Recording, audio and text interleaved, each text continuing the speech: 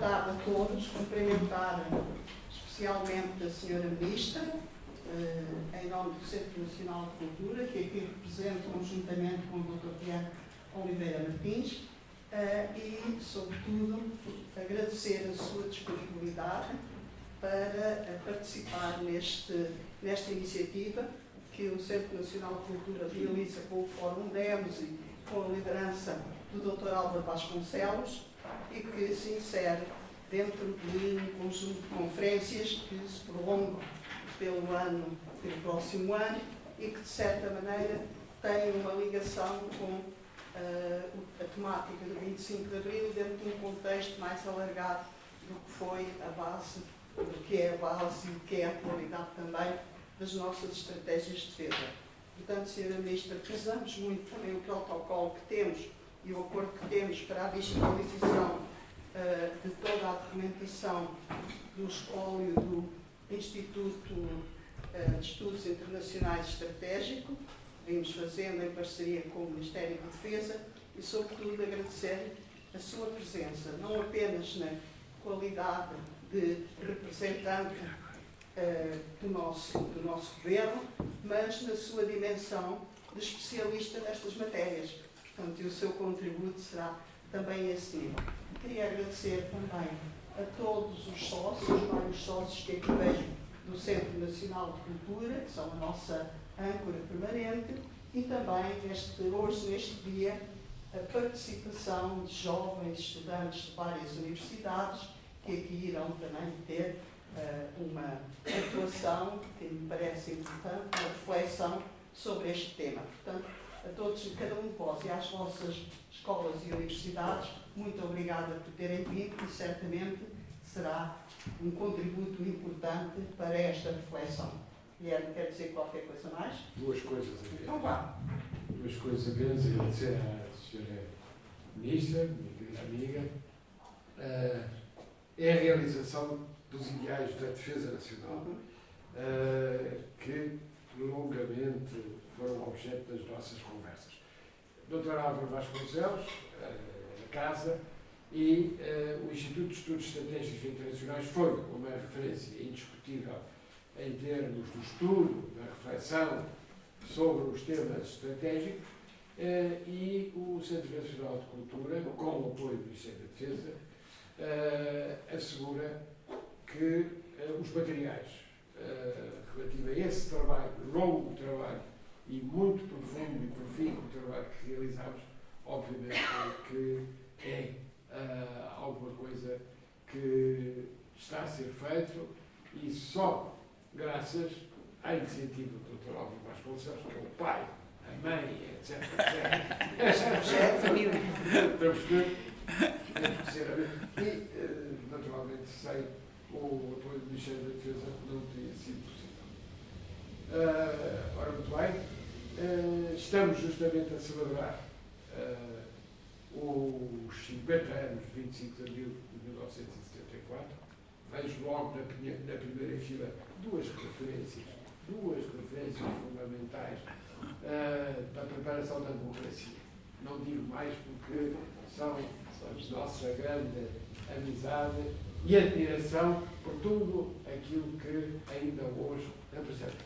Quer a doutora Luísa Sá Cabral, que resistente, não esquecemos isso, e, naturalmente, o embaixador João Diogo Nunes Barata, que teve um papel também ativo, designadamente na preparação e na concretização do movimento das Forças Armadas. E, portanto, não posso deixar de referir apenas este elemento, porque esta casa é uma casa de cidadania e é uma casa onde a defesa é essencialmente civilista.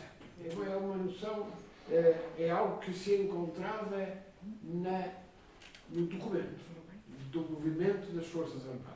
E não podemos deixar de recordar um amigo nosso, tantas vezes aqui presente, Ernesto Belantunes, que justamente foi esse exemplo de coerência relativamente à apresentação dos 3Ds e à necessidade de garantir que a democracia institucionalizada a partir do movimento das Forças Armadas, se tornou uma democracia civil, uma democracia com predomínio, naturalmente, das instituições democráticas e dos direitos fundamentais. Portanto, era apenas isto. Esta casa, obviamente, nasceu 8 dias depois do fim da Primeira Guerra Mundial, como justamente um sinal de esperança naquilo que imediatamente não veio realizar-se.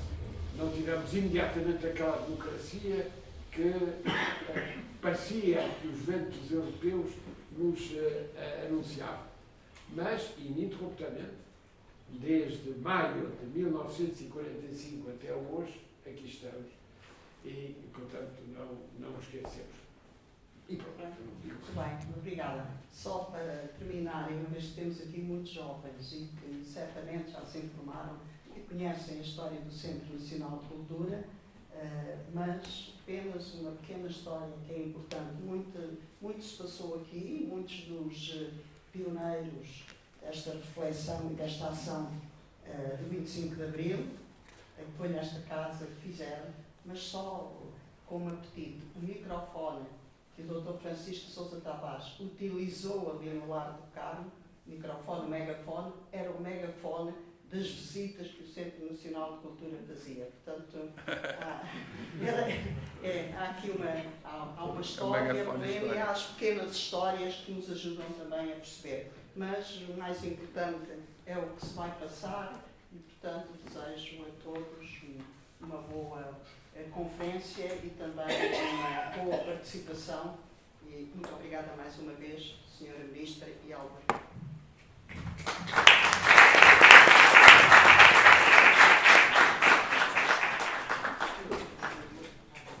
Muito obrigado por esta já bela introdução à nossa conferência. Muito boa noite. Queria agradecer, evidentemente, em primeiro lugar, à Sra. Ministra ter aceito vir aqui debater connosco as questões da defesa portuguesa, que está a ter um debate. Agradecer ao Centro Nacional de Cultura a hospitalidade que dá a esta iniciativa, ao Centro de Documentação do Instituto de Estudos Estratégicos Internacionais, e que permite preservar o seu património. Mas não é só preservar o seu património num arquivo morto, nós queremos torná-lo num arquivo vivo. E é feito em estreita ligação com o Ministério da Defesa, com o portal de Políticas de Defesa do Ministério da Defesa, onde toda a documentação que está aqui no Centro de Documentação do Instituto de Estudos Estratégicos Internacionais também está nesse portal. E a ideia é que seja vivo e, portanto, que os grandes temas, que foram temas do Instituto de Estudos Estratégicos Internacionais, sejam discutidos na relação com os grandes temas da atualidade. E hoje temos um tema exatamente desse tipo, que é Portugal, a Europa enfrenta uma guerra da agressão da Rússia contra a Ucrânia. Isto levou a política de defesa portuguesa a ter que se empenhar na defesa da Europa perante essa ameaça e de dar toda a sua solidariedade à Ucrânia. Mas qual é a relação que isto tem com a atividade do Instituto de Estudos Estratégicos Internacionais e que dá o mote a esta conferência? É que quando o Instituto de Estudos Estratégicos Internacionais foi criado em 1980, Portugal ainda não era membro da União Europeia, das Comunidades Europeias. E foi um dos grandes temas do Instituto, era a ideia da adesão de Portugal às Comunidades Europeias, ou seja, terminado o Império, qual é que era o novo destino de Portugal, como dizia o Dr. Mário Soares, terminado o Império, o novo destino de Portugal era a Europa. Esse novo destino europeu de Portugal não se transformava num empenhamento verdadeiro português na política de defesa europeia. Isso era uma questão de grande debate na altura. Era um debate que na altura se sintetizava como Europa ou Angola, Europa ou África, que ainda vinha esse debate, até que se chegou ao conflito da Bósnia, à guerra terrível e morticínia da Bósnia-Herzegovina. Tinha voltado a guerra à Europa e Portugal tomou a decisão de participar nas missões de paz da Bósnia-Herzegovina. Isso foi uma ruptura com o passado do salazarismo, mas também com aquilo que tinha sido o debate logo a seguir ao 25 de Abril, do qual devia ser a grande missão das Forças Armadas Portuguesas. E o Instituto de Estudos Estratégicos Internacionais empenhou-se em procurar tirar as lições da participação portuguesa no conflito da Bósnia-Herzegovina, e se eu pudesse apresentar à Ministra, que não precisa de nenhuma apresentação, a apresentação que eu faria hoje é que ela fez para o Instituto de Estudos Estratégicos Internacionais um inquérito às Forças Armadas Portuguesas que tinham participado nas missões de paz na Bósnia-Herzegovina e que daí produziu um relatório sobre as lições a tirar da participação dos militares portugueses na Bósnia-Herzegovina. Tinha-se dado aquilo que nós chamamos a europeização da política europeia, da política de defesa portuguesa, num sentido de empenhamento forte na segurança europeia, não só na NATO, mas também pela sua responsabilidade de membro das comunidades europeias, depois da União Europeia, hoje na política externa e segurança comum da União Europeia. E hoje temos a guerra da Ucrânia. Portanto, se o Instituto de Estudos Estratégicos ainda existisse, estaríamos a discutir que lições tirar já, se é possível tirar já lições, da participação portuguesa no esforço de defesa europeu em relação à agressão russa contra a Ucrânia.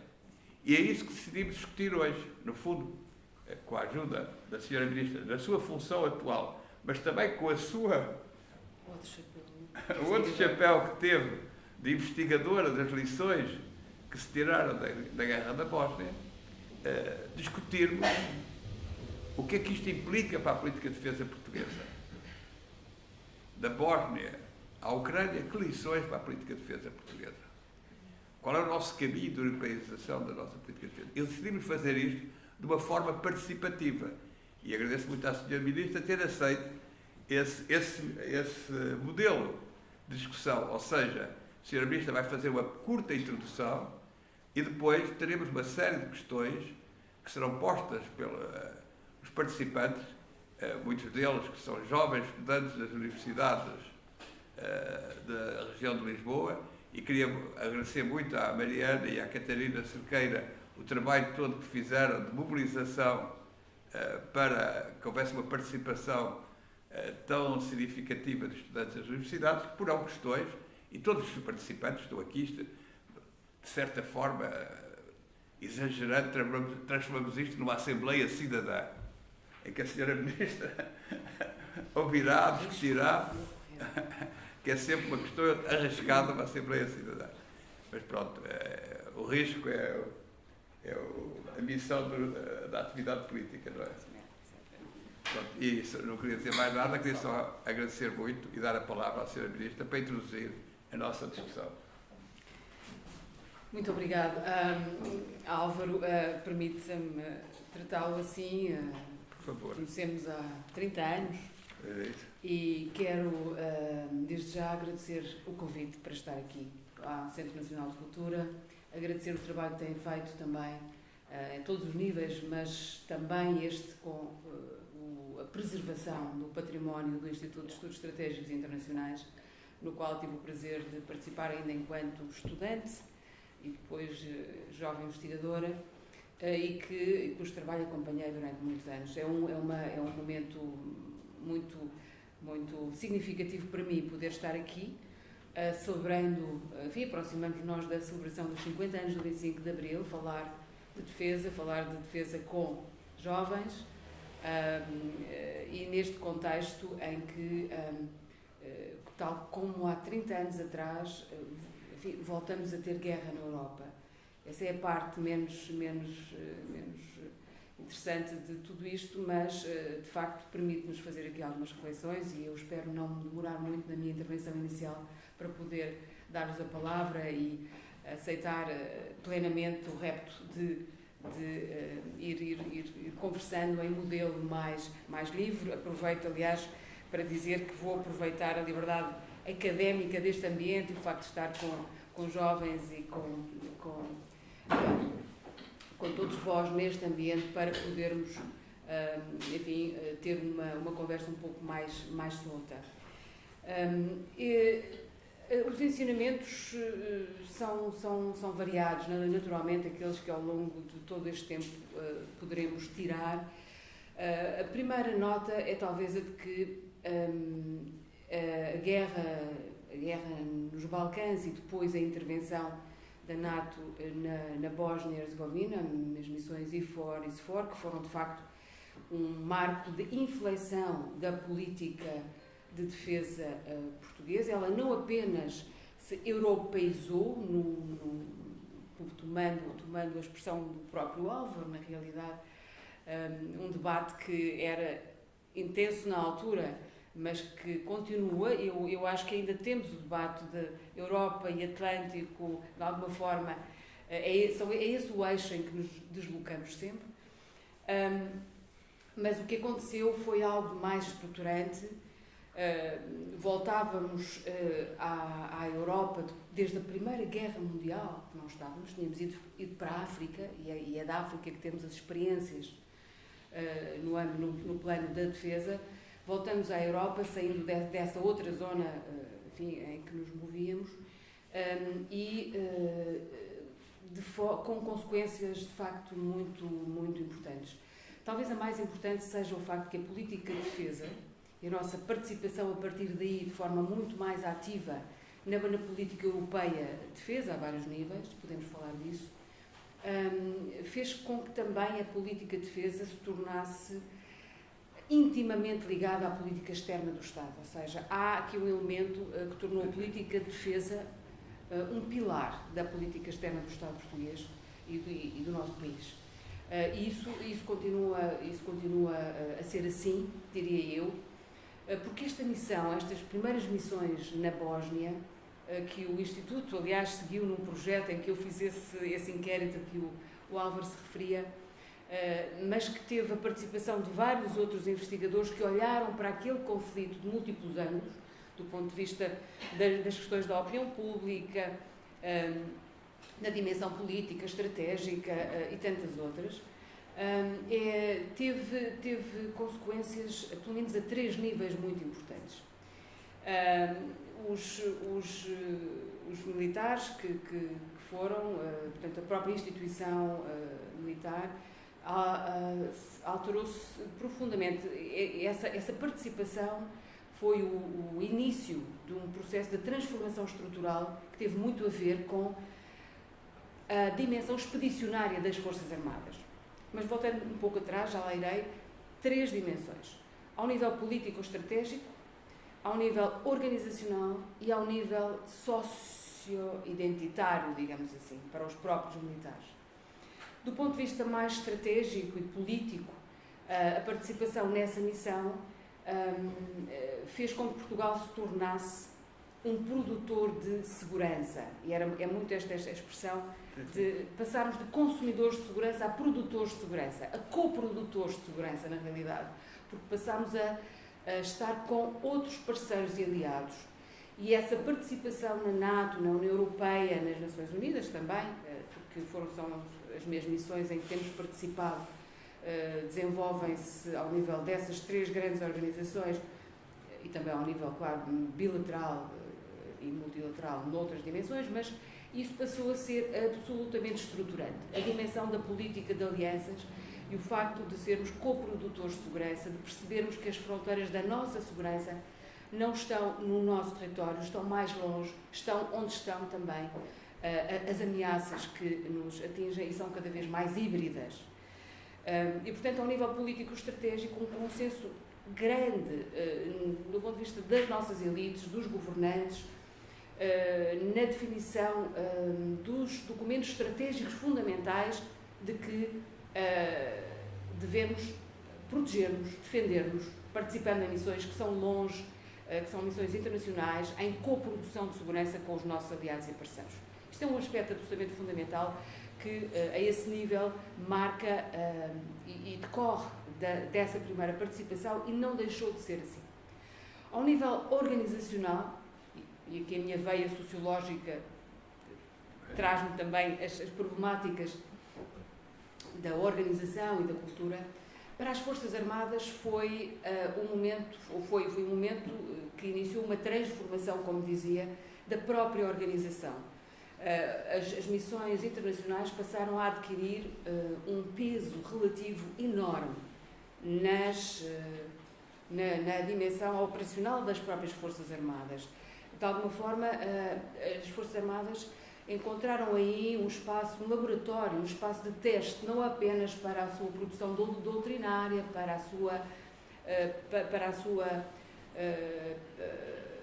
o seu desenvolvimento tecnológico, incluindo a própria possibilidade de, em contexto operacional, testar a interoperabilidade com os aliados e avançar numa série de domínios na área da inovação e dos seus sistemas de armas, enfim, embora, evidentemente, participássemos também e, sobretudo, com uma outra dimensão, a componente humana, que é absolutamente crítica aqui. Mas, enfim, do ponto de vista organizacional, temos umas Forças Armadas que passaram a pensar-se como forças expedicionárias. Isso cada vez mais. Isso afetou a formação, o treino, a forma como os próprios militares, os comandantes militares foram estruturando e pensando a organização nesses vários níveis. E não vou dizer mais, mas podemos discutir. Depois, a um nível mais socio-identitário, eu diria, há um conceito engraçado que o Augusto Santos Silva usa para definir o que nós fizemos a partir dessa altura e até agora, e eu tenho podido, em vários momentos, observar isso mesmo, e todos nós, em alguma capacidade, podemos observar essa dimensão, que é a de que os nossos militares participam destas missões com uma postura, com uma atitude, que tem muito a ver com a construção de pontos, com a ideia de diálogo, de respeito pelo outro, de capacidade de comunicação, que em boa medida explicam o sucesso de muitas dessas missões e a forma como somos vistos e reconhecidos externamente, contribuindo isso, muito, digo eu, para a tal imagem externa do próprio Estado português, já que a política de defesa passa a ser um elemento dessa política externa de forma cada vez mais estruturante. E o conceito a que eu referi é o cosmopolitismo ao resto do chão. A ideia de que há um cosmopolitismo nas estruturas sociais, não apenas nas elites, mas nos nossos migrantes, nos nossos soldados, nas pessoas que saem do país, que vão para fora e que, de uma forma que não é natural, é fruto de experiência, de trajetórias, de socialização, da forma como a nossa própria posição geográfica nos impele ao outro e a estabelecer essas pontes, essas ligações. Portanto, os militares portugueses mostram essa capacidade de encontro, que eu acho que define muito Portugal, e que contribui para o reconhecimento e para a forma como nos posicionamos do ponto de vista de políticas de defesa também. Portanto, 3 níveis que foram, penso eu, muito marcantes dessas lições da Bósnia. Os nossos inquéritos mostravam justamente como os soldados, os militares, na relação com as outras forças, na relação com as populações locais, usavam e abusavam desse cosmopolitismo ao resto do chão, essa capacidade de conexão. Posso falar-vos depois da forma como fui vendo isso, enquanto investigadora, quando vivi e acompanhei uma missão no Kosovo, anos mais tarde, ou como agora, como Ministra da Defesa, tenho falado com os nossos militares nos vários contextos em questão, com os dirigentes locais dos países onde temos missões, e como vou reencontrando este padrão e como refleti depois sobre a forma como este padrão não é um efeito colateral daquilo que são as definições de política e de escolhas políticas que fazemos, mas um elemento que pode também e deve ser apropriado como dimensão da nossa forma de estar e desenvolver políticas de defesa. Mas não quero falar muito, porque a ideia era falar 5 ou 10 minutos, mas já devo ir nos 15. E apenas para iniciar o debate e vos traçar aqui 3 níveis de análise que eu acho que podem acompanhar a nossa discussão, os níveis mais políticos estratégicos, os níveis da organização das próprias políticas de defesa e o nível depois mais social, identitário, em que há uma grande convergência, diria eu, na apreciação que entre as elites e os próprios indivíduos se vai fazendo desta participação, simplificando e exagerando, digamos assim, nesta análise, até chegarmos à Ucrânia, e aí sim poderemos falar da nossa postura, da postura de Portugal, daquilo que eu tenho observado, daquilo que tenho experimentado e da forma como e que lições é que tiramos, sinalizando o tema da importância das convergências e da aproximação da postura entre aliados relativamente ao desenrolar deste conflito e ao papel de lições aprendidas no campo da resiliência e aquilo que os ucranianos hoje nos ensinam. Mas deixaria talvez para a audiência o foco em questões que vos interessem mais, para poder depois responder. Muito obrigado. Então íamos abrir o debate e eu ia perguntar quem quer pôr as primeiras questões. Sr. Embaixador, faça favor. Não é preciso, lá para trás talvez seja melhor para ouvirem. Muito obrigado, Sr. Ministro. Muito obrigado, Paula. A minha pergunta é a seguinte. Falou da natureza expedicionária das nossas Forças Armadas hoje em dia e eu pergunto em que medida é que essa natureza expedicionária pode conflituar com a necessidade de Portugal, país com poucas posses e poucos meios, com a necessidade de nós reforçarmos os nossos meios de defesa, nomeadamente no que diz respeito à nossa marinha e à defesa do mar, que é um fator importantíssimo e deve ser um fator importantíssimo para a nossa defesa e para o futuro do nosso país. Portanto, nós temos poucos meios, podemos mandar, evidentemente, forças militares lá para fora, para os setores e para as zonas operacionais onde seja necessária a nossa participação com outros países europeus, fazer um esforço, mas em que medida é que isso pode conflituar com a necessidade de nós termos umas Forças Armadas mais reforçadas, nomeadamente do campo da Marinha, e não só, que também é essencial para as Forças Armadas e para o futuro do país. Obrigado. Quer responder à uma ou juntamos duas ou três? Talvez juntássemos duas ou três Vamos questões, juntar duas não é? ou três. Mais Temos questões. que juntar Coragem. Quem é que me disse aqui que ia fazer perguntas? Eu posso fazer? Pode sim. Boa tarde. A minha pergunta passa também pelo foco mais europeu da política de defesa portuguesa. Tendo em conta que, por fazer parte da NATO, da União Europeia, Portugal acaba por poder investir menos na defesa do que se fosse autonomamente, tivesse autonomamente a necessidade de se defender. E eu gostava de perguntar quais os ajustes possíveis mais urgentes para que Portugal se possa tornar um contributo maior para a defesa europeia, na sua opinião? Os que seriam possíveis a nível de recursos? Como melhorar nesse aspecto? Obrigada. Muito obrigado. Uma Eu terceira. vou tentar também se apresentar. Pois O nome. O seu nome é sua universidade. Mariana. E eu estudo no mestrado em Ciência Política e Relações Internacionais. Muito Não, bem, sim, sim. obrigado. Quer mais uma terceira? Sim, Está faço bem uma assim. terceira. uma terceira. Vamos lá deixar, Terceira. se eu não me esqueço. Quer?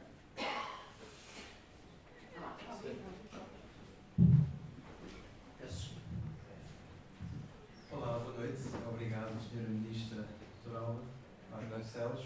E uma pergunta relativamente ao conflito da Bósnia e àquilo que ainda dele sobra hoje na cidade de Mostar. As crianças, ainda que é na Bósnia, essas crianças ainda são separadas em todos os níveis de ensino da Bósnia e das croatas, professores diferentes, programas diferentes. Portanto, mostra que a violência do conflito não acabou em 95 e ainda hoje se perdura a divisão étnica. De que forma é que a política externa de defesa portuguesa pode colocar Portugal como uma voz vigilante na prevenção, como um produtor de segurança, entrando se calhar nessa vertente nessa dimensão da política de defesa, como pode Portugal ter uma voz vigilante a outros conflitos étnicos, a outros extremismos, nas organizações que se enquadram na União Europeia e na NATO. Posso apresentar, por favor? Sou Guilherme Guerra, aluno de mestrado na Nova de Carcavelos, fiz a Ciência Política e Relações Internacionais na Nova e agradeço o convite à Mariana, obrigado. Obrigado. Talvez agora pudesse... Sim. Muito obrigado pelas questões. Eu penso que as duas primeiras, da Mariana e da Sra. Embaixadora, se associam. A minha percepção é que o facto de nós estarmos, enfim, em missões internacionais, de participarmos com os nossos aliados e parceiros num conjunto alargado de missões, neste momento, por exemplo, temos 20 missões em curso, cerca de 700 militares fora. Durante um ano chegamos às 30 missões. Este ano, por exemplo, tivemos 30 missões, para o ano temos outras tantas programadas, e duplicando o número de militares no total, digamos assim. Até agora, desde a altura da Bósnia, já tivemos mais de 60 mil militares a participar em missões fora. É, de facto, um número muito significativo, é um esforço muito relevante que nós sublinhamos sempre enquanto esforço de Portugal para estas organizações que fazemos parte, onde temos responsabilidades e compromissos. Às vezes não é só a questão financeira, é mesmo a qualidade da nossa participação, de o podermos fazer em missões das Nações Unidas, da NATO, da União Europeia, e com uma qualidade que nos diferencia e singulariza também, em muitos casos. E, portanto, creio que esse esforço não se opõe, nem põe em causa a nossa capacidade de nos defendermos, ao contrário. Eu acho que é mesmo uma forma e um palco, um cenário onde o reforço das nossas capacidades é exigido. E sendo exigido para essa participação, ele é também um reforço para aquilo que podem ser as missões que mais internamente temos desenvolvido. E são muitas, porque cada vez mais o paradoxo, não é um paradoxo, mas o grau de exigência é muito maior, porque para além de missões internacionais, temos missões de soberania, não é? De vigilância e no mar, fundamentais, de reconhecimento, de vigilância, de proteção, de promoção também daquilo que são as nossas potencialidades.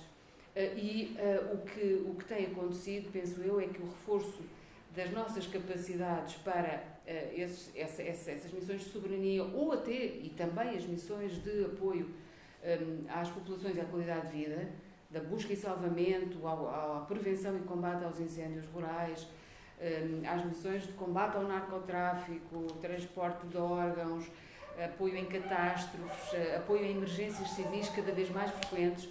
Tudo isso exige, de facto, meios que são também aqueles que vamos ter que ter para participar nas missões internacionais. Portanto, o exemplo do mar e da marinha é muito ilustrativo de como o esforço que estamos a colocar na sustentação dos nossos meios é fundamental para poder estar nas missões mar aberto, que são no Atlântico, nas missões que temos na cooperação no domínio da defesa com todos os países de expressão portuguesa, no âmbito da CPLP. E são também os mesmos meios que vamos precisar para ir para o Mediterrâneo ou para o Báltico.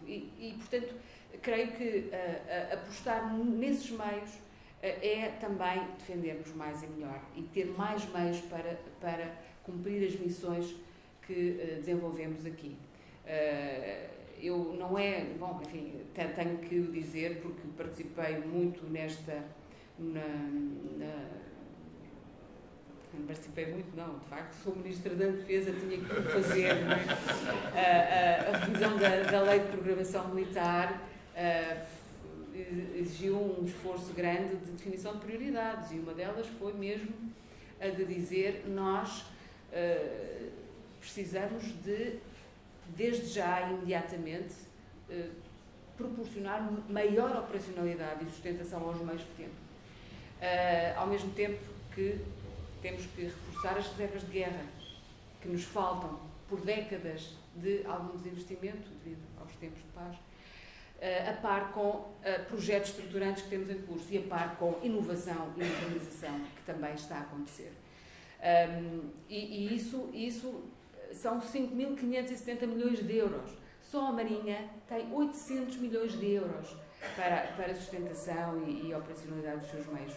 Portanto, ter os meios operacionais é aquilo que nos permite fazer busca e salvamento, conectar o nosso espaço continental e das ilhas, promovendo a coesão territorial, mas também poder chegar ao Índico ou a outros lugares onde temos missões. E, portanto, eu acho que convergem os esforços. E a pergunta que a Mariana me fez tinha a ver com onde investir. Reparem, por exemplo, do ponto de vista da política de defesa, o que temos assistido é que há uma série de instrumentos, relativamente aos quais, aliás, contribuímos muito, porque tivemos um papel importante na discussão da bússola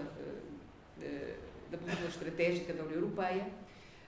Há um conjunto de instrumentos que se têm vindo a desenvolver a partir daí, reforçando a política europeia de defesa, o Fundo Europeu de Defesa, os projetos PESCO, em que participamos ativamente.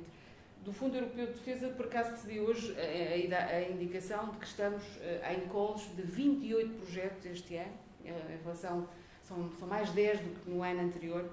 Há um conjunto de novas iniciativas da União Europeia, terão ouvido falar, visando a compra conjunta de munições, não apenas para a Ucrânia, mas a ideia de que juntos podemos comprar mais e melhor e de forma mais económica do que se o fizéssemos sozinhos, a ideia de tirar partido desta sinergia. Não é fácil, mas são projetos que estão em curso de lançamento de concursos para aquisição conjunta de equipamentos.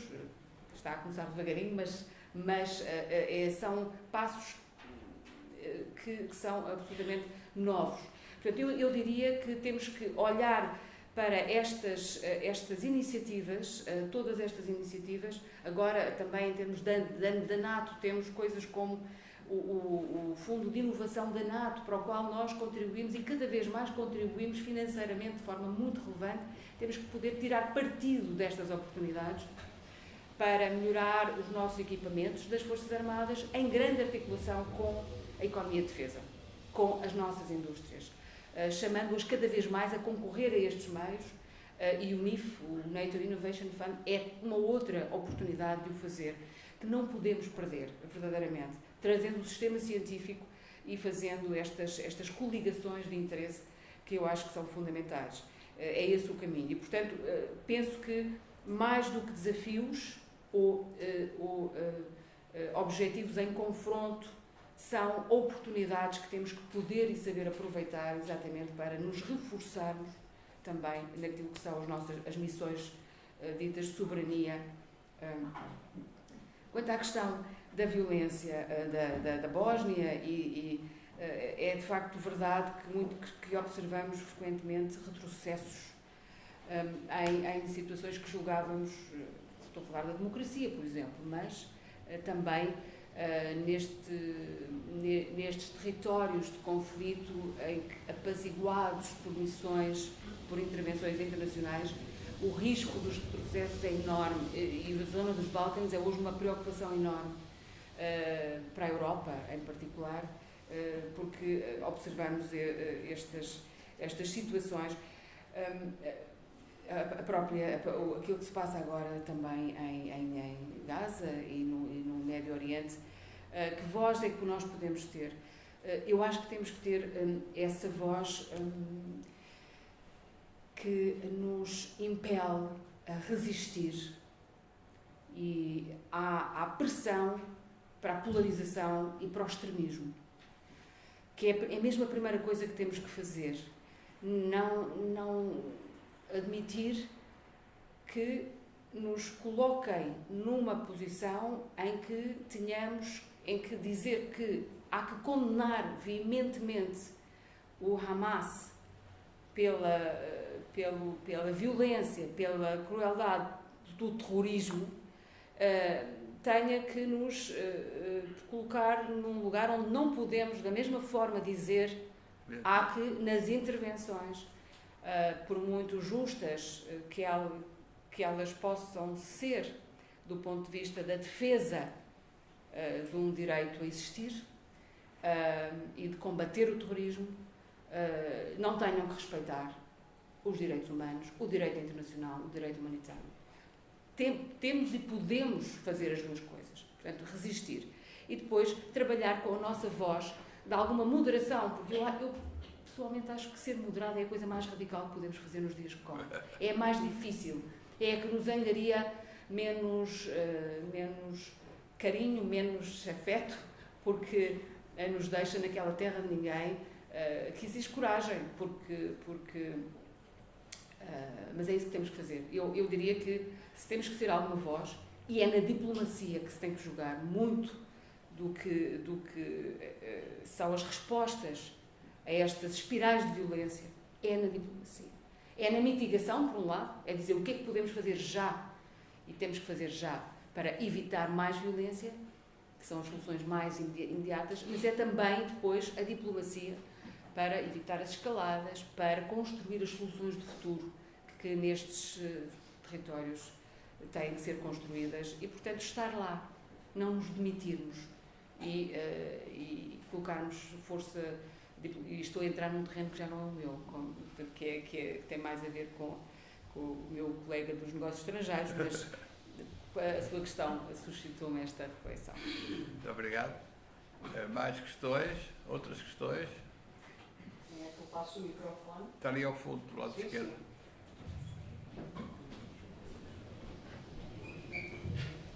Três perguntas. Boa noite, eu não sou o Margato, uma vídeo oportunidade, sou estudante de mestrado em História Moderna Contemporânea e Université. E então, tenho duas perguntas, na verdade, que vêm na consequência das intervenções da Sra. Ministra. Uma delas, a primeira, da ordem cronológica em que hoje coloquei, tem a ver com a questão da profissionalização, do inquérito que a professora conduz no âmbito das operações da Bósnia. Uma das questões que está em cima da mesa é o fim do serviço militar obrigatório e a questão da profissionalização das Forças Armadas. E eu vi a Sra. Ministra, na entrevista que fez ao público a semana passada, ou há 2 semanas, também a falar sobre este âmbito e sobre estas necessidades que se fazem às nossas Forças Armadas de se especializarem e profissionalizarem. Queria também fizesse alguns comentários acerca da relação e da importância da relação entre a capacidade da indústria e da inovação no nosso país e desta dimensão da profissionalização das Forças Armadas como valência de relevo para a defesa e para a segurança nacional e no contexto europeu e transatlântico. E dentro desta última intervenção fechava o conceito de segurança ontológica e indagava neste contexto de polarização do contexto internacional, não é? A política atualmente em todos os contextos que temos a conhecer sofre destas tendências de polarização, de realização, como mediante o politólogo ou sociólogo que analisar terá um conceito diferente. E a minha pergunta iria neste sentido: quais é que são as implicações, e tendo em conta a recente revisão do conceito estratégico de defesa nacional, quais são as implicações destas novas ameaças não tradicionais no âmbito da defesa e da segurança nacional? Muito obrigado. Muito obrigado. Outro interveniente?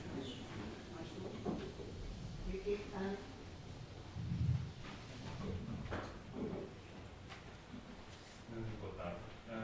Eu tenho uma pergunta sobre um bocadinho um certo anti-americanismo histórico que houve na política externa portuguesa e que toca no seguinte: as intervenções na Bósnia e no Kosovo ocorreram num período pós-Guerra Fria, 20 e poucos anos depois do início da nossa transição para a democracia.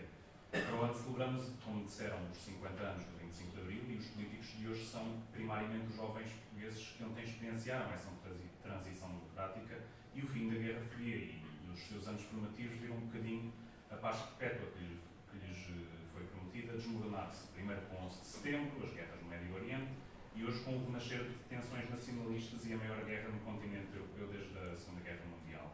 Neste contexto, como é que esta geração de políticos ainda é moldada pelas dinâmicas anti-americanistas, anti-europeístas e até isolacionistas no âmbito da defesa, que se uniram em tempos setores influentes da esquerda e direita portuguesas? Esse fenómeno ainda se observa no quadro dos partidos tradicionais do centro português ou foi delegado exclusivamente para os extremos? E talvez mais importante é se este sentimento ainda se reflete substancialmente na opinião pública. Obrigado.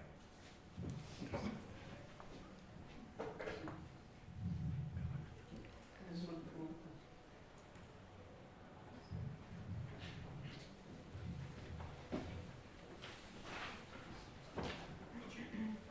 Boa noite, sou Maria Filipe, sou estudante de mestrado em Direito e Segurança. Eu acho que a minha questão vai um bocadinho ao encontro da pergunta anterior, mas queria saber se no seguimento da aprovação das propostas de lei já aprovadas pela Assembleia da República do LPM e da LIE, qual é que será o contributo português a explorar na área de combate a ameaças híbridas, no contexto europeu e também português? Muito obrigado. Bem, já tenho aqui muito material. Muito, Muito material. interessante. Muito interessante, sim. Em relação à pergunta César. do César. O César não disse de onde é que era, desculpe. Da Universidade Católica Portuguesa. Obrigado. Dos Institutos Políticos. Eu curiosamente, acho que não creio que observemos essas posições do anti-americanismo e do isolacionismo. Pelo contrário, se há alguma área em que tem havido razoáveis consensos do ponto de vista daquilo que é a nossa pertença ao eixo euroatlântico, digamos assim, é justamente aqui nas áreas da defesa. Mesmo partidos que tradicionalmente não concordam com a nossa pertença à NATO e que são mais céticos relativamente à União Europeia, nunca obstaculizaram as políticas verdadeiramente que vão nesse sentido. E, portanto, eu diria que tem sido uma área de bastante convergência, digamos assim, esta noção de que há espaços estratégicos para Portugal que são a Europa e o Atlântico. E, portanto, entre os nossos parceiros e aliados neste eixo euroatlântico, vamos definindo muito daquilo que são as nossas pertenças. Se somarmos a dimensão de África e da CPLP, o que temos é um panorama onde essas tendências enfim, que descreveu não se registram muito, e a originalidade da visão portuguesa e aquela que vamos transmitindo sempre aos nossos parceiros e nas reuniões internacionais em que estou, é de uma visão de segurança a 360 graus. Repetimos isto à exaustão, mas porque também procuramos praticar isto. Uma visão de segurança que olha também e muito para Sul e para não apenas a África, o Mediterrâneo, como algo que é fundamental para completar a outra visão euroatlântica da nossa segurança. Nós temos, neste momento, várias missões importantes.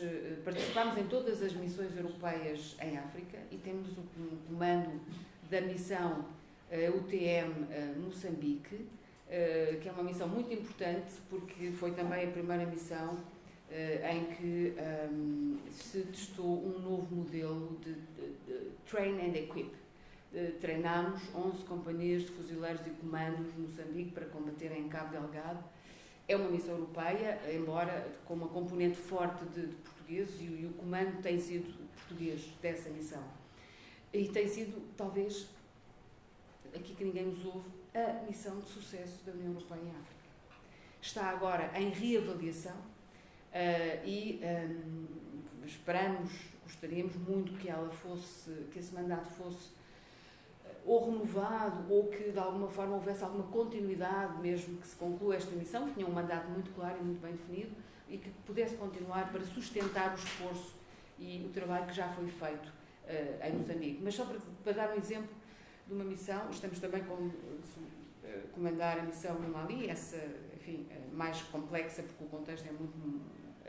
temos o segundo comandante da missão, e temos estado em todas elas, e estamos disponíveis para estar numa nova missão que está a ser pensada para o Golfo da Guiné, ainda com contornos a definir, porque acreditamos que estamos lá e é nesse território também que confrontamos alguns dos nossos principais adversários, digamos assim, e sair de lá é deixar o espaço para esses outros adversários. Estou a falar, evidentemente, de atores como o Wagner ou outros ocuparem rapidamente esse espaço, que já ocupam, vamos dizer assim, não é nenhuma novidade, mas o preço de sair é mais alto que o preço de ficar, e temos uma participação singular e distintiva nessas missões.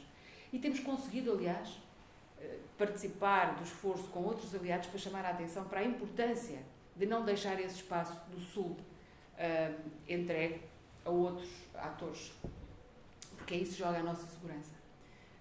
E a NATO, recentemente, criou um grupo de reflexão que vai produzir um paper a tempo, espera-se, da próxima cimeira em Washington, para refletir exatamente sobre a relação com o Sul, da NATO com o Sul, não é? E que parcerias e modelos, dirigido até por a doutora Ana Santos Pinto, que terá sido professora de alguns de vós aqui e que é uma distinta investigadora portuguesa.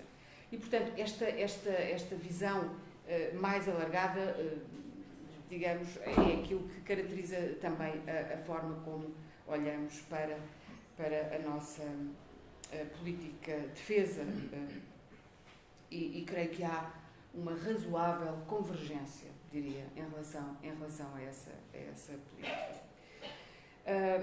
As questões da profissionalização e a relação com a inovação, eu de facto temos refletido muito sobre este modelo. Eu penso que é um modelo ideal, é um modelo que responde às necessidades estratégicas de maior especialização, maior qualificação dos militares, este modelo que temos. Não, é um modelo que enfrenta desafios, os desafios da carência de pessoal, mas sobretudo não tanto do recrutamento, mas da retenção, porque não é fácil concorrer com o mercado de trabalho, não é fácil, sobretudo no momento de pleno emprego, e muitos dos que perdemos são pessoas que encontram, enfim, que são pessoas qualificadas, que foram formadas nas Forças Armadas e são valorizadas fora e que acabam por sair. E, portanto, a relação com a inovação é muito clara, na medida em que são realmente essas necessidades que as Forças Armadas têm que também o mercado de trabalho tem, e há, portanto, aqui uma concorrência e uma disputa que nos coloca desafios importantes e faz com que as soluções para o problema da retenção tenha que passar necessariamente por cada vez mais e melhor formação qualificada e certificada, que é esse o meu desafio. Quer dizer, que tomei para mim, mas que vem de trás, vem dos planos de profissionalização, quer dizer, não podemos ter as pessoas a passar das Forças Armadas nos regimes de contrato sem serem devidamente formadas e certificadas, e que essa certificação possa ser valiosa para o catálogo nacional de qualificações cá fora, e reforçá-lo também, ou seja, não é apenas que as pessoas saiam com uma formação que lhes dê maior confiança de uma transição para a vida civil, é também que a formação que se dá nas Forças Armadas possa vir valorizar e reforçar e ampliar o catálogo nacional de qualificações. Criar mais sinergias entre estes vários polos do recrutar, o reter e o reinserir, que é uma expressão que eu não gosto muito, mas que é fundamental para que depois o modelo funcione. Mudar para um modelo de serviço militar obrigatório que não corresponda e não responda a nenhuma destas necessidades de mais qualificação, de capacidade de inovação tecnológica que as Forças Armadas têm cada vez mais, não é adequado. Não faz sentido nenhum, para além de ser mais caro, e não sentimos diretamente essa necessidade. Mas esse é um tema que daria para outra palestra, mas apenas para ligar à questão da inovação. O conceito estratégico de defesa nacional, infelizmente, nesta situação, não vamos conseguir fechá-lo, porque estão as grandes opções no Parlamento para ser discutidas. Depois de um trabalho abrangente, de um grupo alargado de pessoas que produziram uma proposta, um relatório, não vamos ainda, infelizmente, poder fechar esse processo, dada a situação política, mas eu tenho esperança que logo que que o novo governo tome posse, retome esse processo e rapidamente atualize essa reflexão, que tem que ser atualizada porque a realidade é muito mais rápida do que a nossa capacidade de desenhar documentos estratégicos, e o que temos é de facto uma evolução cujas tendências já estão nesta primeira proposta, mas que certamente será preciso revisitar. Sobre LPM e a LIM, a LPM é a Lei de Programação Militar, é a lei que define os investimentos nos equipamentos das Forças Armadas a 12 anos. É uma lei plurianual e muito importante porque dá previsibilidade e estrutura a essa capacidade de investir nos equipamentos das nossas Forças Armadas. A LIM é a Lei de Infraestruturas Militares, que define os investimentos que têm a ver com o património, que define a forma como rentabilizamos património não necessário às atividades operacionais das Forças Armadas, para justamente poder investir nas instalações das Forças Armadas, digamos assim. E são duas leis que nesta altura se complementam muitíssimo, porque há uma parte, são 5%, mas é uma parte que não deixa de ser importante no primeiro quadriênio do investimento em equipamentos militares, que virá também da rentabilização do património da defesa. E estamos a fazer um esforço muito grande.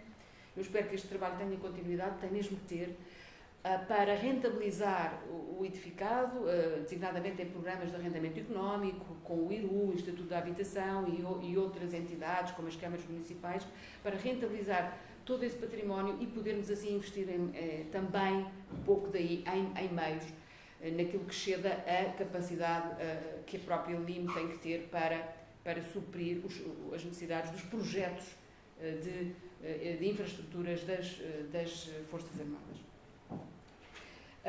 E há uma boa parte de verbas alocadas, já nem sei quem é que perguntou, na LPM, que tem muito a ver com estas áreas ciberespaço. Pela primeira vez está o espaço contemplado, as capacidades ciber têm muito mais verbas, porque justamente temos a noção de que as ameaças híbridas, que têm a ver com estes outros domínios de ameaça, são cada vez mais relevantes e, portanto, temos que investir também. Portanto, estas leis têm e trazem componentes muito importantes para essas áreas, na proteção das nossas infraestruturas críticas, na defesa ciber e no espaço. Penso que acho que respondi mais ou menos àquelas questões que colocaram, pelo menos superficialmente. Mais questões?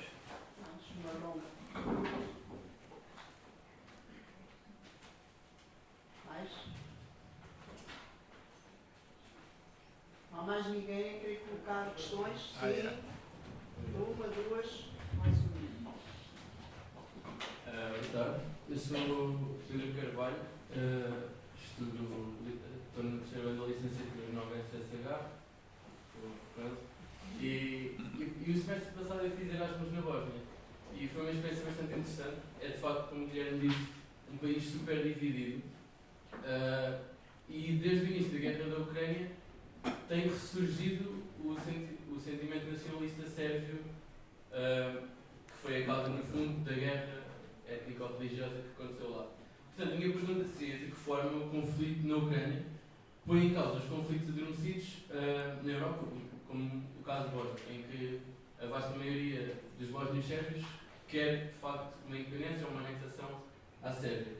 E qual seria o papel das instituições europeias na consolidação da democracia e da identidade nacional destes países, que temos tentado nos últimos 30 anos, mas que não tem sido bem sucedido? E pronto, no fundo era assim que... lado. Ao lado, ao lado.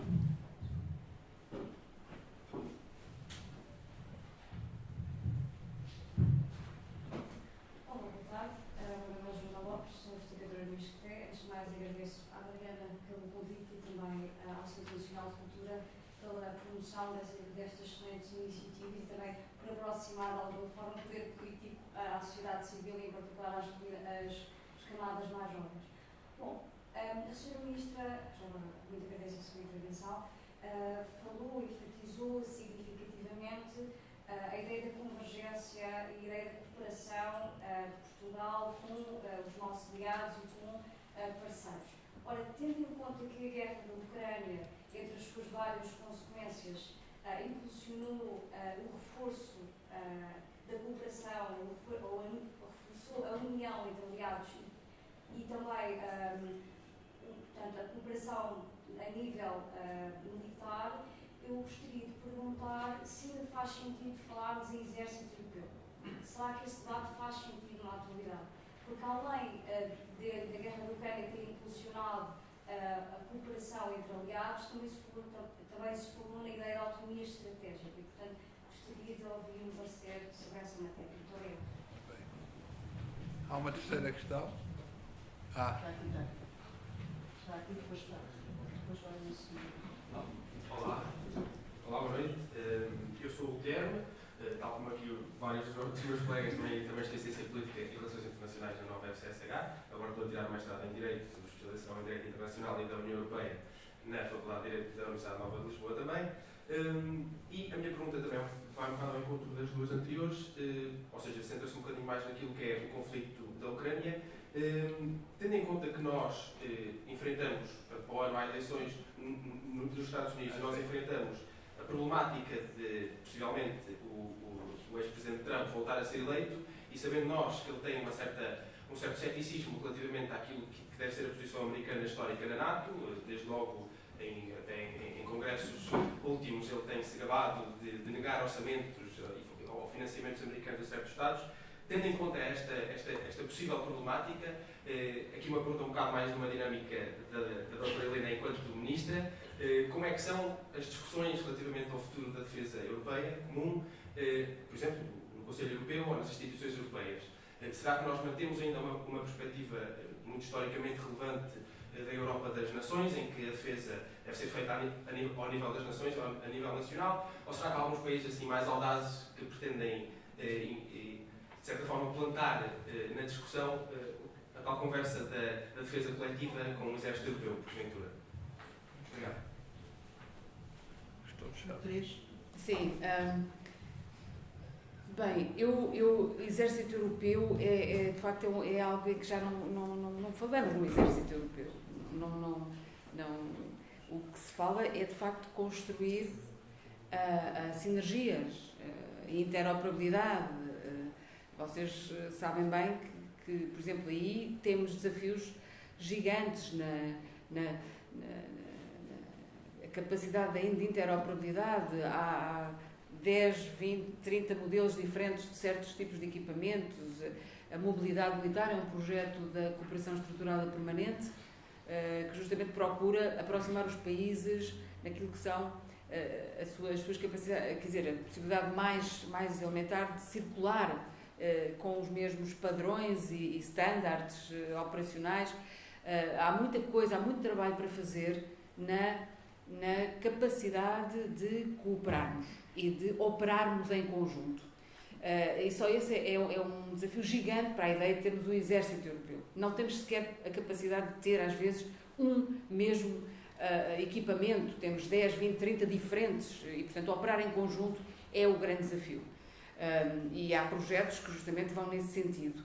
E depois há estas iniciativas cada vez mais frequentes de juntar esforços para tentar fazer as aquisições comuns. Não são fáceis porque há evidentemente as indústrias nacionais e as assimetrias de poder entre Estados, e isso evidentemente também tem um peso muito importante, mas estas tentativas são aquilo que nos aproxima mais da ideia de um exército europeu que como tal não existe e não creio que seja possível. Sinceramente, acho que o que queremos é construir mais interoperabilidade, maior convergência, capacidade de ação conjunta, Rapid Deployment Capacity. É isto que queremos poder fazer.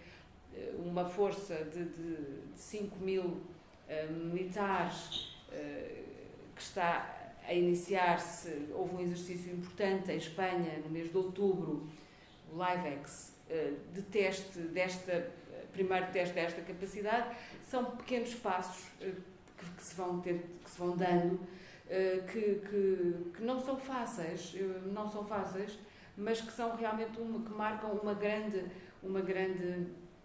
diferença relativamente ao passado, e que eu acho que vale a pena sublinhar, mesmo que haja muitas dificuldades relativamente à construção dessa autonomia estratégica, porque ela vai depender realmente da nossa capacidade de, em conjunto, podermos articular esforços nestas várias áreas. E, portanto, quanto a isso, as discussões, como é que são as discussões nas nossas reuniões? Olha, eu devo dizer-vos que a Ucrânia e o conflito na Ucrânia veio, de facto, provar algo que muitos não acreditavam, porque as divisões são mesmo dentro da NATO ou da União Europeia, são conhecidas, as diferenças, não é, entre os países, é parte constituinte, e as crises de crescimento destas organizações têm refletido um pouco diferentes arranjos dessas, e a questão é mesmo ir encontrando convergências num pano de fundo de posições muito distintas.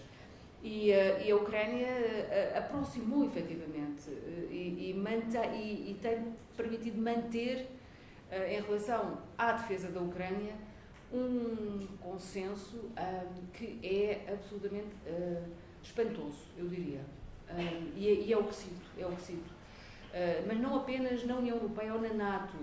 O grupo de 54 países, que é o grupo de contacto para a defesa da Ucrânia, tem reunido mensalmente, já vamos na 17ª reunião, é presidido pelos Estados Unidos, e tem procurado sempre congregar também estes países na identificação daquilo que são as suas possibilidades de apoio à Ucrânia, e está agora a chegar a um ponto em que vemos a necessidade de sistematizar algumas coligações que se foram criando.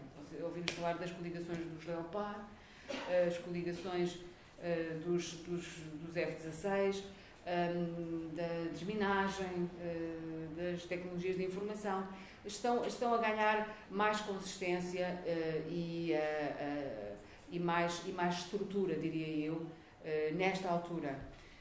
Porque uma coisa que se percebeu também, esta é uma das lições da guerra da Ucrânia para os nossos esforços conjuntos de defesa, é que não se trata apenas de poder disponibilizar certos equipamentos. No início, a perspectiva de apoio à Ucrânia era e sempre foi, a de disponibilizar, dar equipamento e material militar ou de outra natureza.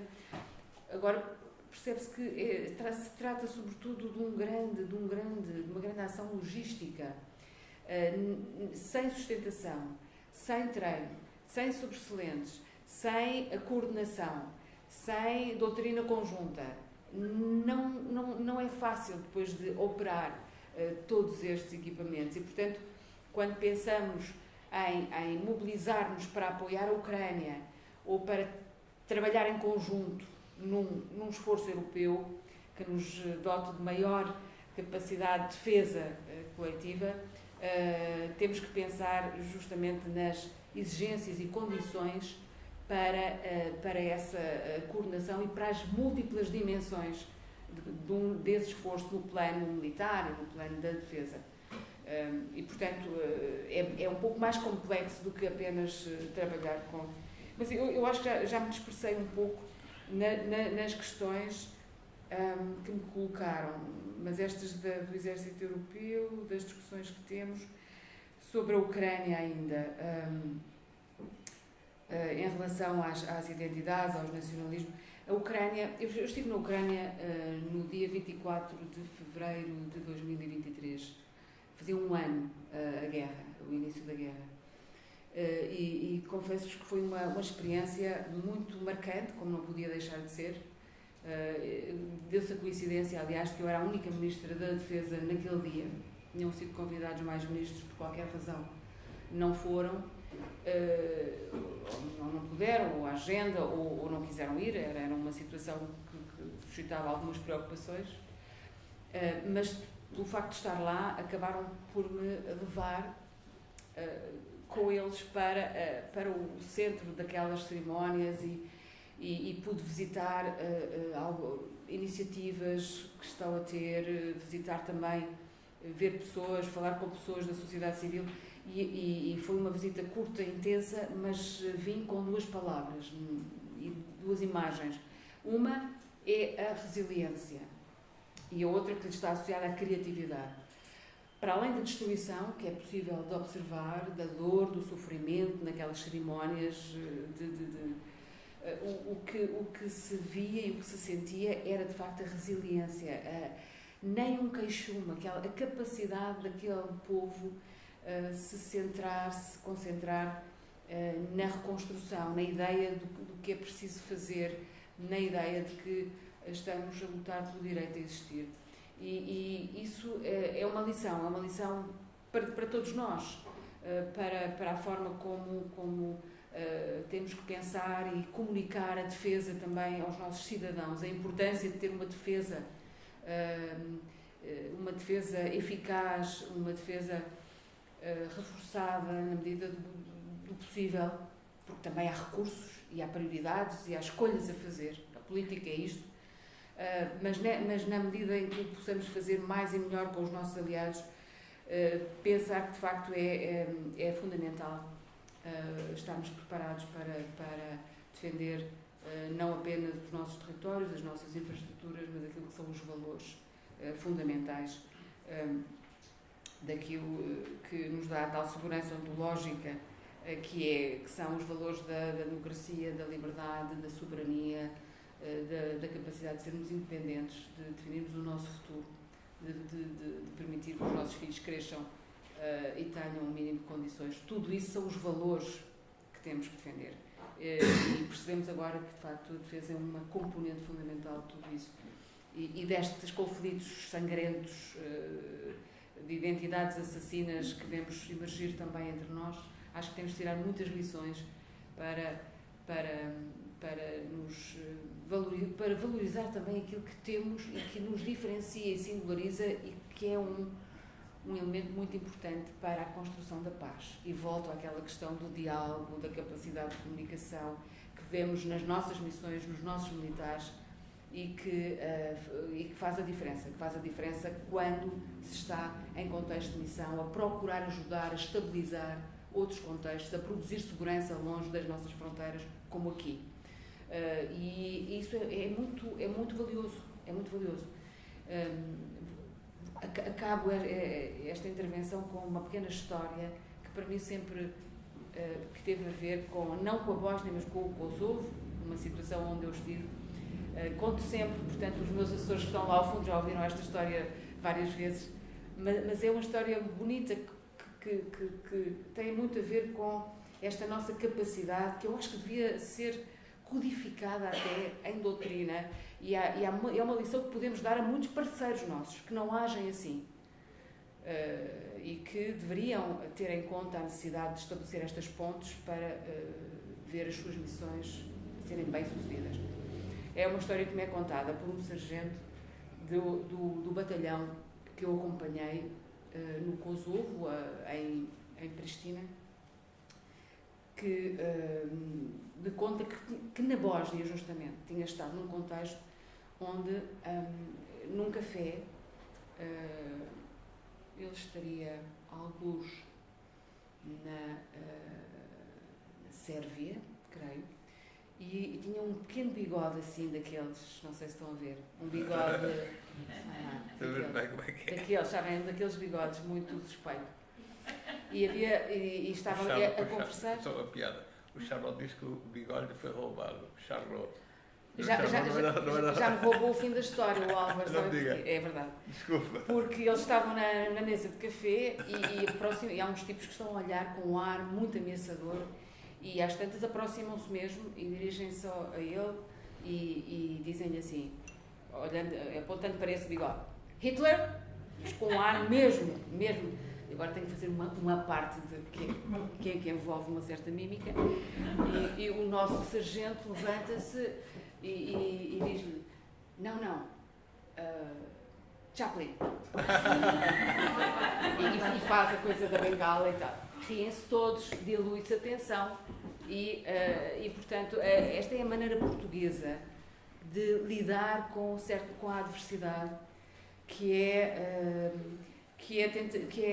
este jeito, não é? De ler o outro, ler os outros, dar importância, ouvir, e isto é fundamental. Mas não é só isso só não chega.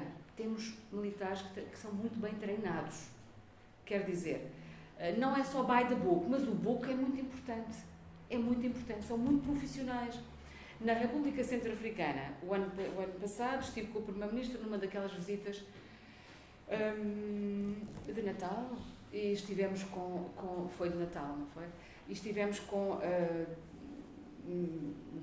membros do governo, o Presidente e a Ministra dos Negócios Estrangeiros, e eu perguntei-lhe, quando todos eles reconheciam que os portugueses eram fundamentais, são o pilar da Quick Reaction Force da MINUSCA, que é a missão das Nações Unidas. Não tenham dúvidas. Ninguém se engane. Sem os portugueses, aquela missão deixa de poder existir como existe.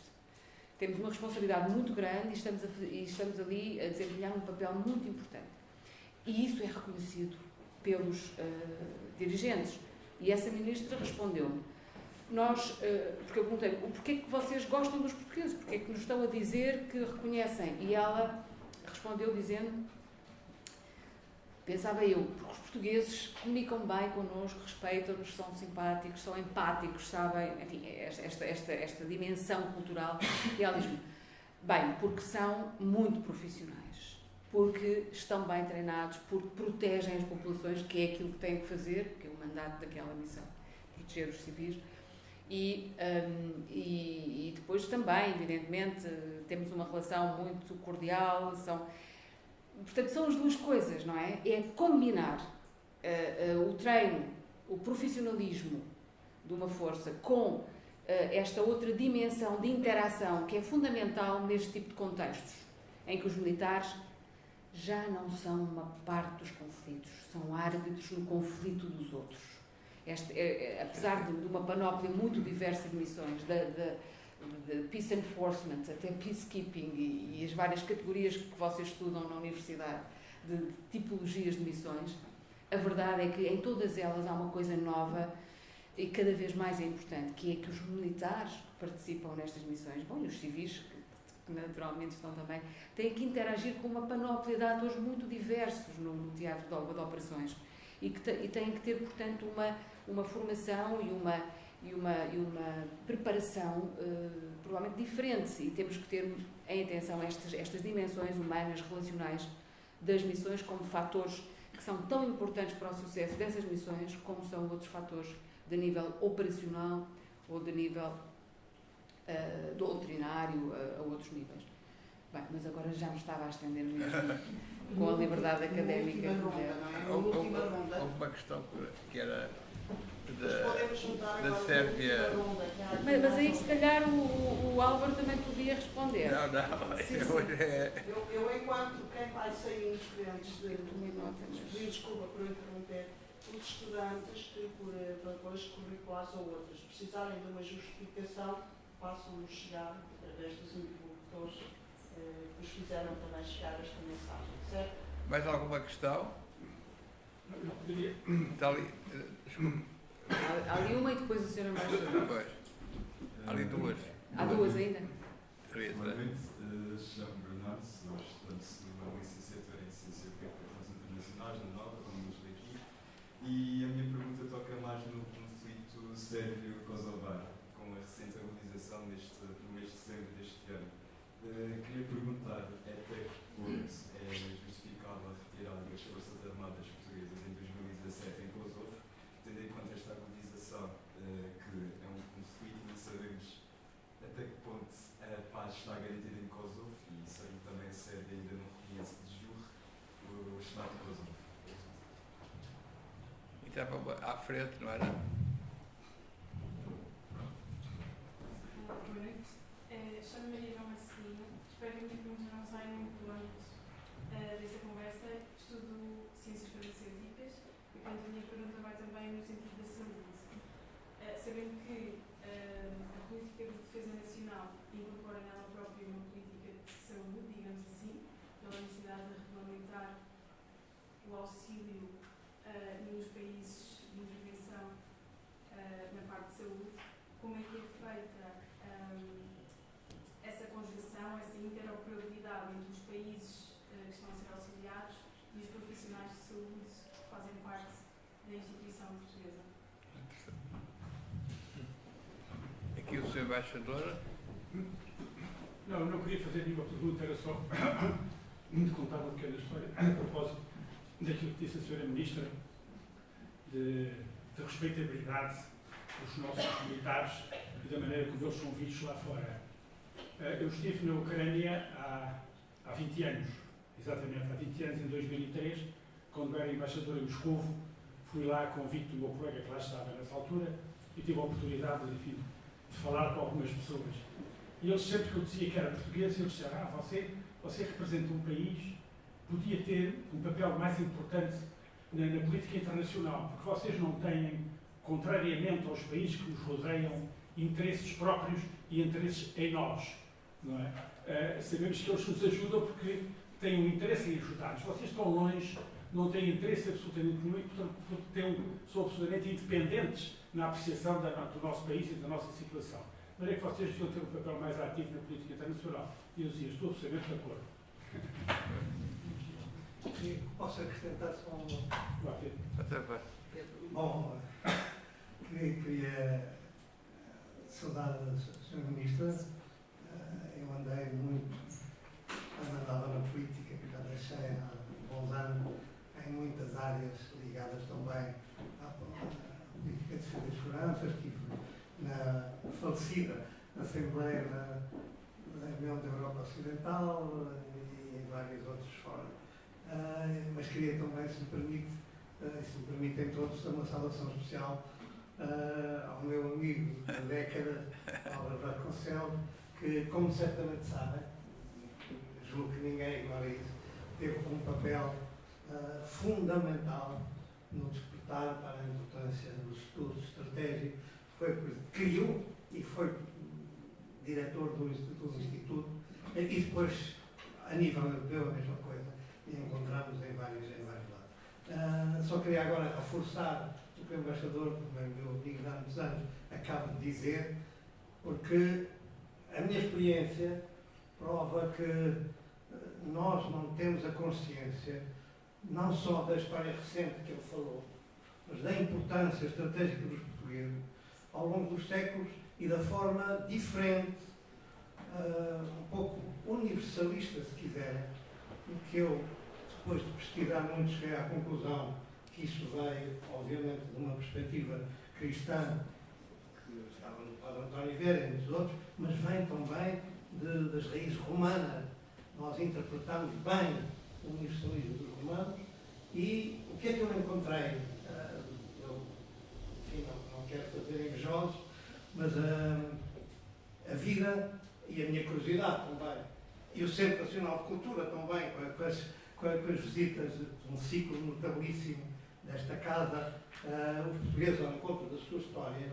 Eu gostava que um dia conheçam melhor a perspectiva dos portugueses, bom, a lusofonia, que certamente conhecem, mas aquilo que, se viajarem um pouco e escavarem com atenção, os portugueses na China, no Japão, em quase todos os países do Sudeste da Ásia, quase todos, nós começamos a ver porque é que no Vietnã, os franceses dizem: foi o padre Alexandre de Rhodes que no século XVII fez. Não, no século XVI Houve um padre português, Filipe Francisco de Pina, que fez coisas tais, primeiro dicionário, primeira ligação a outras culturas. E até ao ponto, só para dar um exemplo, não vou falar de todos os países, como é óbvio,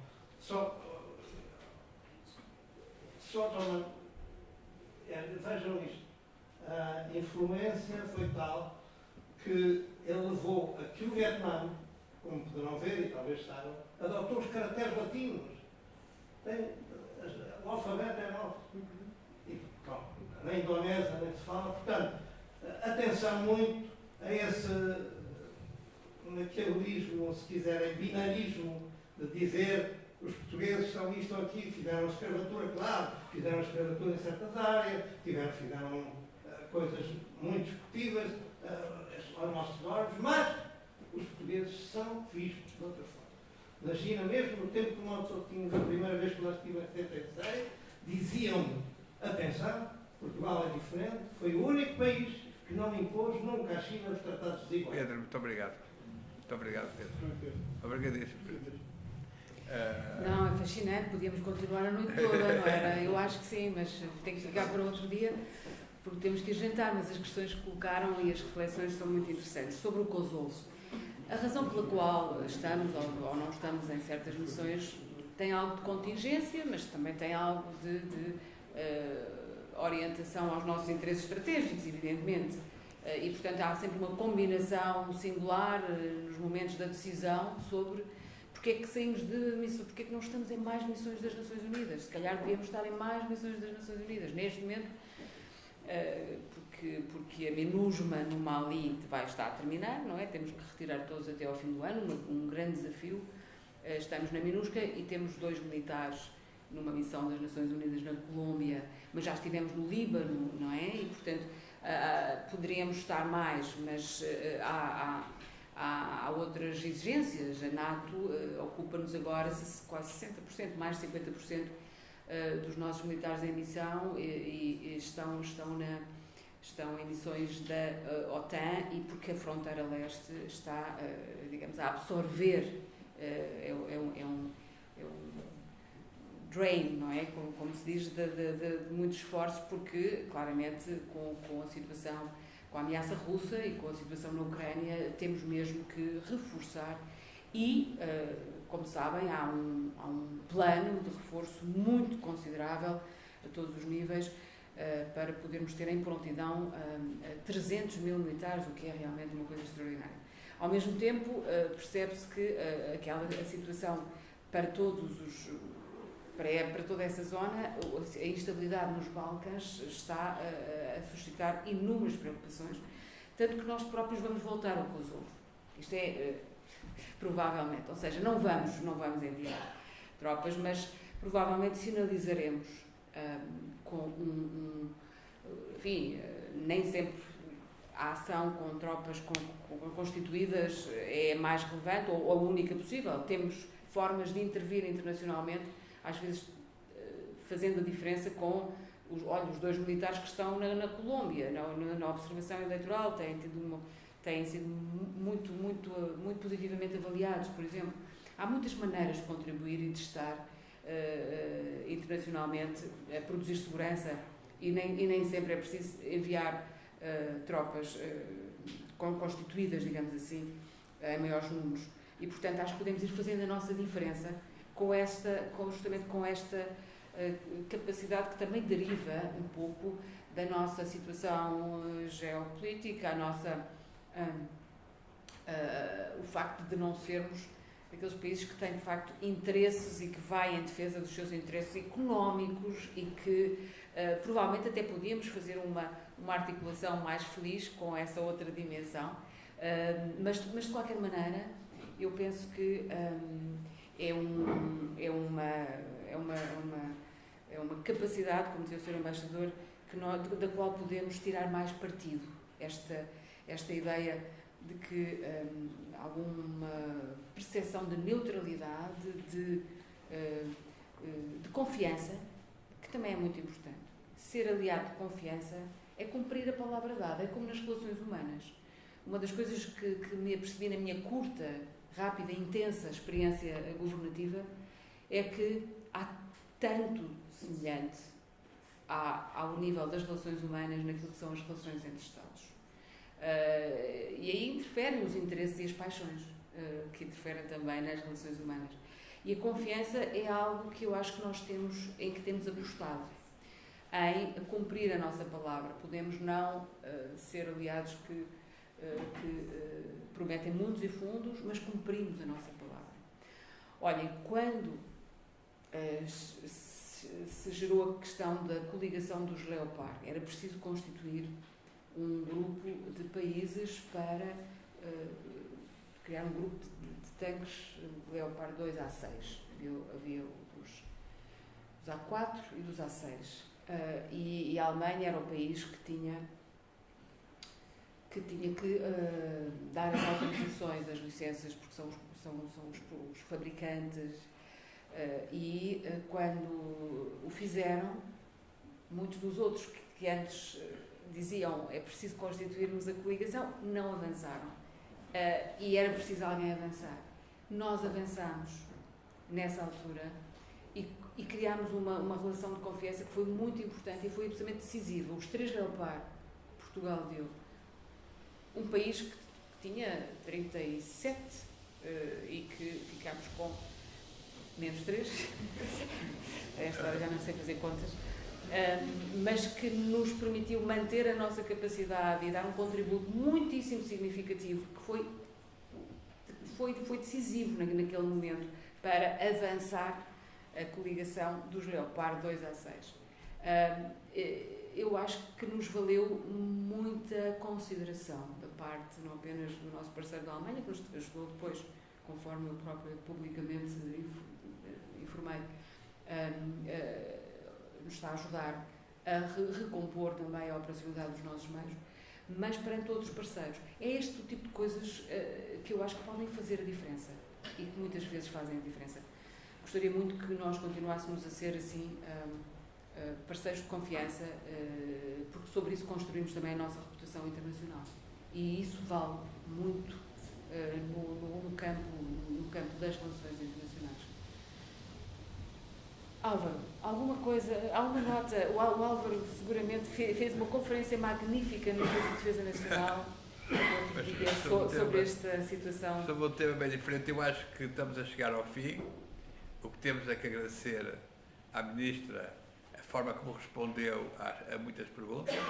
E eu queria talvez sublinhar 2 aspectos. Que para mim, como fui diretor do Instituto de Estudos Estratégicos Internacionais, a partir dos anos 80, portanto, veja lá ao tempo que foi, não é? Até 2007, depois estive no Instituto da União Europeia, o que notei aqui, que me dá imenso prazer, é ver como se desenvolveu as relações internacionais em Portugal. Estes jovens que participaram aqui na conferência, a pertinência das questões que puseram é algo de novo. Não era assim no tempo em que se constituiu o Instituto de Estudos Estratégicos Internacionais, em que começou a haver cursos de relações internacionais em Portugal. Hoje existe, de facto, um know-how nas relações internacionais em Portugal, que é extremamente importante e que eu gostaria de saudar. E acho que o segundo aspecto que eu queria saudar, ainda saudando, digamos, é que acho que este debate fez muito sentido também no seu formato. Permitiu esta interação, e agradeço muito à Ministra, à professora Helena Carreiras, ter aceito este modelo, interação, responder a questões, transforma o debate político de uma forma diferente. E eu acho, estou profundamente convencido, que a democracia precisa disto. Que há um sentimento de que as pessoas não participam na vida política, que a vida política está muito nas mãos de alguns e que os cidadãos não têm capacidade para participar. Por isso, eu disse, digamos, que isto era uma Assembleia Cidadã, evidentemente que não é uma Assembleia Cidadã, mas este modelo de Assembleias Cidadãs, ou seja, de uma democracia mais participativa, eu acho que é absolutamente essencial. Agora que falamos no início das comemorações do 25 de Abril, não é? E que vamos enfrentar desafios gravíssimos na democracia portuguesa este ano, saber como é que a sociedade portuguesa vai responder a esses desafios, é pela participação. Não é porque se os políticos não tiverem esta atitude que teve a Ministra de participar no debate, na discussão, ouvir as opiniões e dar a voz aos cidadãos, nós vamos perder, a democracia portuguesa vai perder e tudo que se conquistou estará em risco. Eu queria agradecer muito à Mariana Galvão, porque ela foi... Mariana, obrigado. A Mariana quer se levantar para conhecerem a Mariana. Foi fundamental para que isto acontecesse, para que tivesse fosse tão viva a discussão, e uma conclusão só sobre a defesa, porque não podia deixar de dizer qualquer coisa, porque foi a minha atividade durante tantos anos. Eu saio daqui com duas convicções. Uma é que, de facto, houve um avanço extraordinário na participação portuguesa na política de defesa, desde a Bósnia, venceu-se aquela ruptura, neutralidade portuguesa foi vencida. Agora, eu estou muito inquieto com os futuros desafios que vão colocar-se à defesa portuguesa no contexto da defesa europeia, ou seja, a defesa europeia. Alguém falou daí do cenário mais apocalíptico, que é o Trump ganhar as eleições, mas mesmo sem o Trump ganhar as eleições, a guerra voltou à Europa e já não é só missões de paz, já não é só a capacidade para criarmos fora da Europa uma situação mais pacífica, que mesmo aí é extremamente difícil, como estamos a ver no Médio Oriente. A guerra voltou à Europa e a guerra é uma coisa completamente diferente. Isso obriga a disponibilidade para uma coisa que os países têm uma grande dificuldade em aceitar, que é os seus cidadãos morrerem em combate. É isso que é a guerra. É isso que é a defesa, a política de defesa. E isso, evidentemente, é o grande desafio do futuro que se põe a todos os países europeus. É trágico. Era muito melhor se tivéssemos continuado nestes 70 anos extraordinários de paz, não é? Toda a minha vida, e já vou quase fazer 80 anos, foram anos de paz. É a primeira geração que viveu sempre em paz, não é? A geração dos meus pais e dos meus avós viveram várias guerras. É a primeira geração que viveu sempre em paz. Isso acabou. Acabou na Europa. Hoje voltou a guerra. E isso é um desafio terrível que nos obriga a repensar de forma profunda o que é a política de defesa europeia.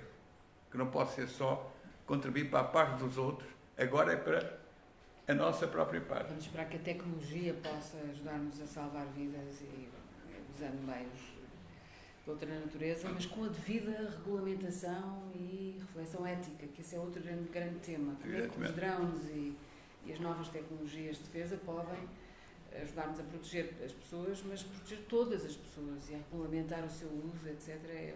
São grandes desafios. Os grandes desafios que vamos ter pela frente. E muito obrigado, Sra. Ministra, por ter permitido